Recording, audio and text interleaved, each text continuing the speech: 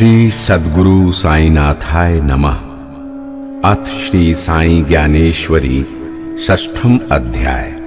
इस अध्याय में 8वां संवाद श्री साई हरिपंत संवाद है। यहां हमें ये ज्ञात होता है कि ईश्वर असंभव को भी संभव बना सकता है, अनहोनी को भी होनी में बदल सकता है, सूखे वृक्ष में भी हरी कोपल उगा सकता है और पतझड़ में भी बसंत का सा समा सृजित कर सकता है। ये अखिल ब्रह्मांड ईश्वर की ही इच्छा शक्ति पर निर्भर है। तो आइए अब हम श्री साई हरिपंत संवाद का पारायण करते हैं। हरिपंत ने श्री साई के दर्शन किए। श्री साई बोले, हरि तू भाग्यशाली है रे, तेरी तकदीर बड़ी है रे। भगवान शिव की तुझ पर बड़ी कृपा है, वे अवश्य ही तुम्हें पुत्र रत्न प्रदान करेंगे। तुम्हारी मनोकामना पूरी होगी। तू दूसरी शादी कर ले रे। हरिपंत एक हिरण्यकेशी ब्राह्मण थे। वे वशिष्ठ गोत्र के ज्ञानी ध्यानी चिराग थे। पुणे की पुण्यमयी धरती पर उनका निवास स्थान था। वे अग्निहोत्र बनने का व्रत लेना चाहते थे, परंतु इस व्रत को स्वीकार करने में एक कठिनाई थी। उसकी पत्नी का देहांत हो चुका था। पत्नी के अभाव में वे अग्निहोत्र व्रत कैसे ले पाते। उनके घर में संपत्ति तो अपार थी, परंतु उन्हें संतान नहीं थी।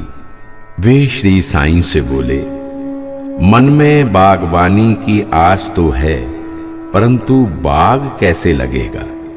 ना तो अभी तक कुआं खोदा है, ना जल की धारा है, अतः पौधों की आशा करना व्यर्थ है। अब कुआं खोद कर तो मैं संसार में हास्य का पात्र बन जाऊंगा। अब तो मेरी उम्र भी 50 वर्षों की हो गई है। बुढ़ापे में संतान की इच्छा पूर्ण हो, ऐसा भाग्यशाली मैं कहां। श्री साईं बोले, अपने मन में कोई शंका ना लाओ।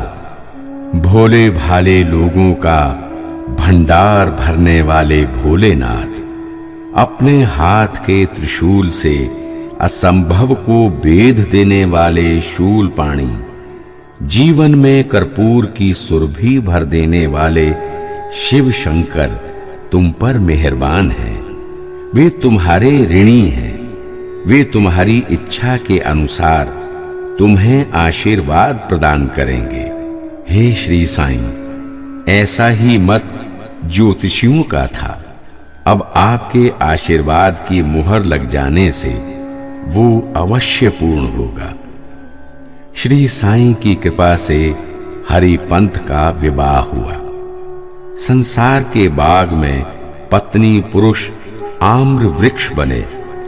श्री साईं की कृपा की वासंतिक बयार के झोंके से वृक्ष के नव पल्लव फूटे और फूल फल लगे। श्री साईं ने ठीक ही कहा था कि अपने मन में कोई शंका ना कर। दाने में फसल की शक्ति हो तो उसे श्री साईं की कृपा के मेघ के अलावा और क्या चाहिए। आशीर्वाद की बयार का एक झोंका लग जाए तो फिर भुट्टे में दाने क्यों ना पड़े। कृपा निधान श्री साईं की असीम कृपा हरिपंथ पर हुई। श्री सद्गुरु साईनाथार्पणमस्तु। शुभम भवतु। इति श्री साई ज्ञानेश्वरी षष्ठमो अध्याय।